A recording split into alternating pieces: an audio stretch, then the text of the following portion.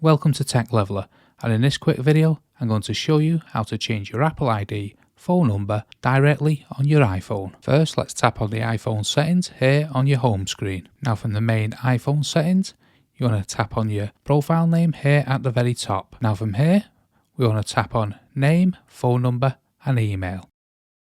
Now in the contactable at section here, you'll see this little edit button. Let's click on that. Now you want to tap on this little I information button here. You'll get this pop-up message, deregister number to remove. This phone number is being used for iMessage and FaceTime.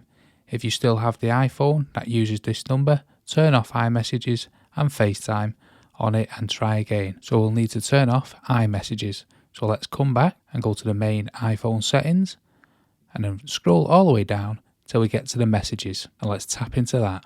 And then in the messages section, you'll see this iMessage here. It's currently tabbed green. Let's tab it off so it's greyed out, and this will turn off iMessages on your iPhone. Let's go back to the main settings and now tap into FaceTime, and let's toggle off FaceTime here. Let's go back to the main settings again and then scroll all the way to the top, and let's tap into the main iPhone profile again. And again, let's tap into name, phone number and email. Let's click the little edit button again. As you can see, when we click it this time, there is no phone number. So what we want to do is tap on add email or phone number. And then from the pop-up, we want to click add a phone number. Now from here, you can add any new phone number that you wish. And then you want to click next here at the top corner to confirm it.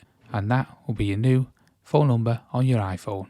I hope you found that video helpful. If you did, smash the like, smash the subscribe, and thanks for watching.